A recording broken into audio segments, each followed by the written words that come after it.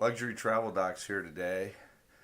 I've spent the weekend at the Navy SEAL Museum muster with a rarity, a national treasure, Mr. Harry Lockhead, who we did one session with and who we want to document a little bit more about his life, since this is kind of a rarity to have the opportunity to hear it firsthand.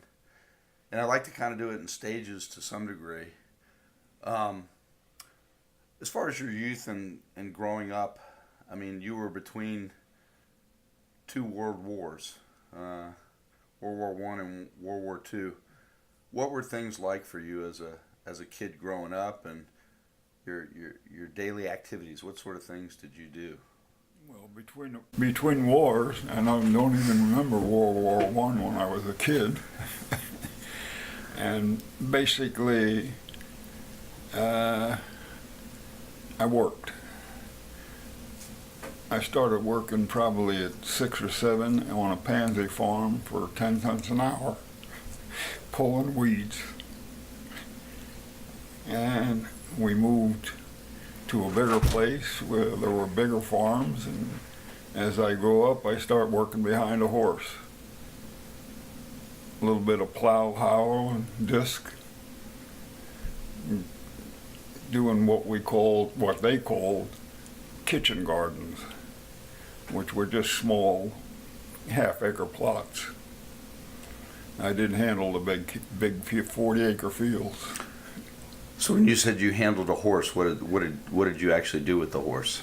Horse pulled the plow, and I did the plowing, did the disking, and did the harrowing.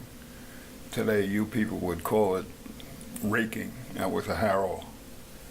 Disc, everybody knows what a plow is, I'm sure. Right. And that was just one way of making a few dollars.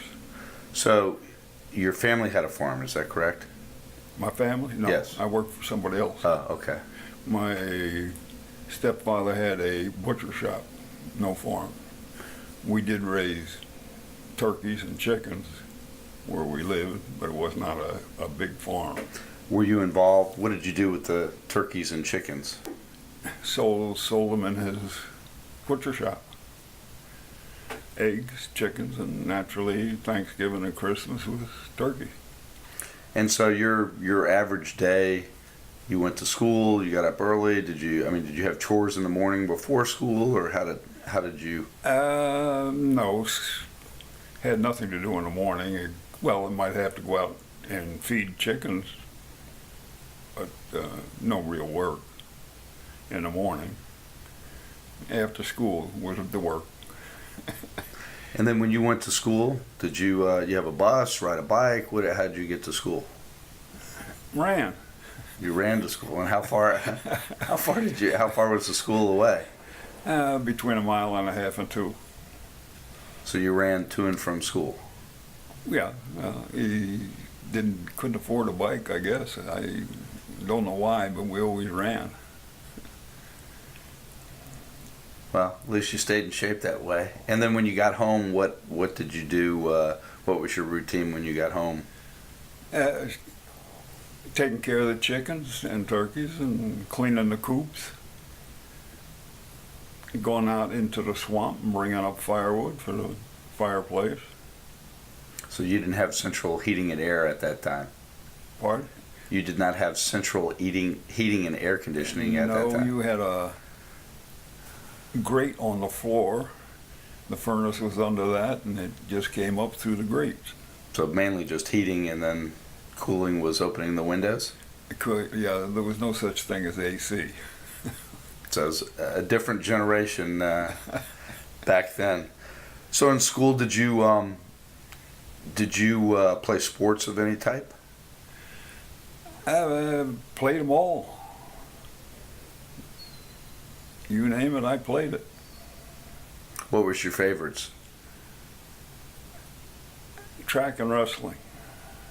Track. When I was small, and as I got older, I went into hockey. So that was really, so a lot of individual sports for you. More individual than team sports, because I didn't have time to work with 10, 12, 15 other guys because I had to go home and work. And then when you decided to enlist, you were about to go to college, correct? And you had a discussion with your parents, with your mom, about your academic career. Well, the only academic that we talked about was when the war started. I wanted to go in, and I was only 17, and I had to have her signature to enlist.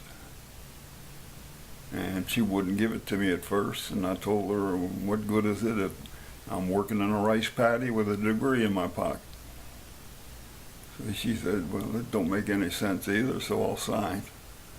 So you won your first battle, I guess, so to I won the speak. first battle of the war. There you go.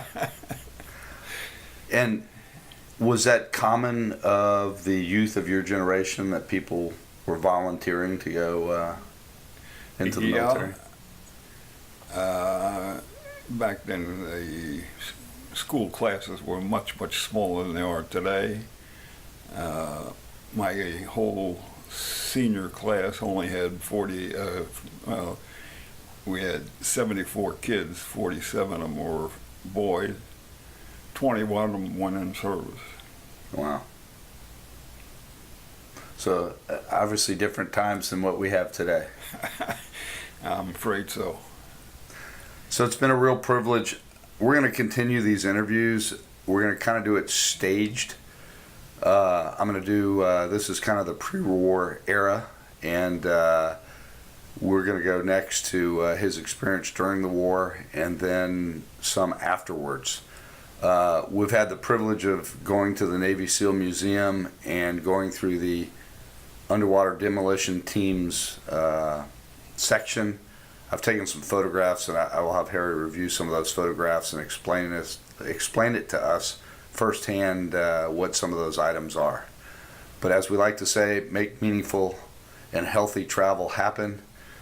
I can't thank Harry enough for his time and his service, but this is going to be a not only a meaningful session for all of us, but also a meaningful weekend. Yeah, it sounds like this is going to be an ongoing thing. Well, at least a few episodes. So nothing like interviewing a national treasure. So thank you for your time, and stay tuned for the next episodes. Thank you. Thank you very much, Glenn.